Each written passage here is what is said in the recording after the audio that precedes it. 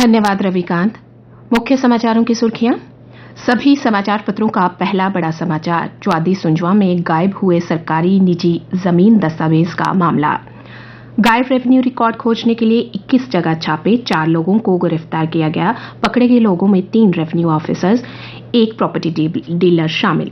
3 वर्तमान ऑफिसरों के ठिकानों पर भी छापेमारी की गई। सुंजवा, चौआदी, ग्रेटर कैलाश, संजय नगर, जानीपुर, गुज्जर नगर, बाहू, सिद्दड़ा, त्रिकुटा नगर, सतवारी, सांबा के सरोर में ये छापेमारी की गई। भूमाफिया और रेवेन्यू ऑफिसर के गठजोड़ का हुआ खुलासा। लश्कर तोयबा का दस्तावेज देने में गिरफ्तार आईपीएस अधिकारी नेगी को सस्पेंड किया गया। नेशनल इन्वेस्टिगेशन एजेंसी ने दी हिमाचल सरकार को सूचना। आज केंद्रीय गृह विभाग जारी करेगा आधिकारिक आदेश। पिछले साल ये मामला नवंबर में दर्ज किया गया था। जर्मनी में हुए सुरक्षा सम्मेलन में बोलते हुए विदेश मंत्री एस जयशंकर ने कहा, चीन से संबंध बेहद मुश्किल दौर में, सीमा पर हालात से तय होंगे रिश्ते। उन्होंने कहा, चीन ने लिखित समझौते का तोड़कर सीमा पर सेना जुटाने की गलती की, जिसकी वजह से संबंध मुश्किल दौर में पहुंचे।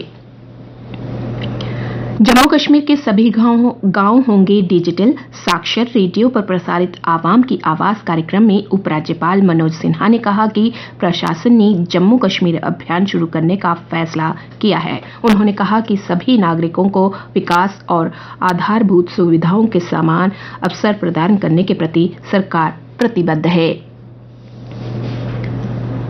सालाना स्थायी सिंधु जल आयोग की बैठक के लिए भारतीय प्रतिनिधिमंडल पाकिस्तान जाएगा। ये बैठक 1 से 3 मार्च तक इस्लामाबाद में होगी।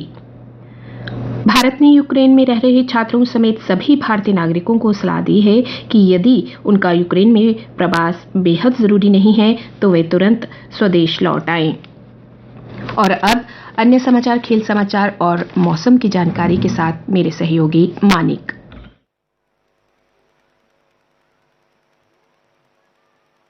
खुलेंगे स्कूल, कॉलेज और अन्य शिक्षण संस्थान। स्कूलों आदि को प्रशासन ने नई कोरोना गाइडलाइंस जारी कर दी हैं। जम्मू कश्मीर में बढ़ेगा बिजली से चलने वाली गाड़ियों का चलन। अप्रैल माह में लागू होंगी नई नीति। पब्लिक स्थलों पर नई नीति के तहत लगेंगे चार्जिंग स्टेशन, अन्य सुविधाएं भी मिलेंगी। इन वाहनों पर रजिस्ट्रेशन के लिए सरकार ने पहले ही फीस माफ करने का फैसला लिया है। यूएन मानवाधिकार परिषद जेनेवा में गैर सरकारी प्रतिनिधि जमील मसूद ने कहा कि जेएनके में अवैध कब्जा खत्म किए बिना आतंकवाद को काबू करना संभव नहीं। पाकिस्तान ऑक्यूपाइड जम्मू कश्मीर और गिलगित बल्तिस्तान के लोगों की दुर्दशा पर प्रकाश डाला। डोडा में एक आतंकी गिरफ्तार, हथियार बरामद हुए। पाकिस्तानी आतंकी संगठन से था संपर्क, 1 पिस्तौल, 2 मैगजीन व कारतूस बरामद किए गए।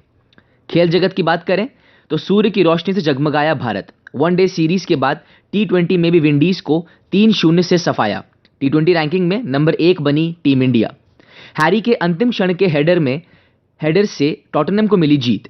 इंग्लिश प्रीमियर लीग में मैनचेस्टर सिटी को 3-2 से हराया। खिताब की रेस हुई रोचक। 17 दिन की स्पर्धाओं में 109 स्वर्ण पदकों के निर्णय के बाद बीजिंग में शीतकालीन ओलंपिक खेलों का रंगारंग समापन हो गया।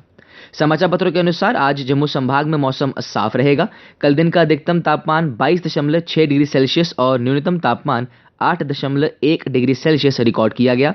आज सूर्यास्त 6:22 पर होगा और कल यानी मंगलवार को सूर्योदय 7:08 पर होगा।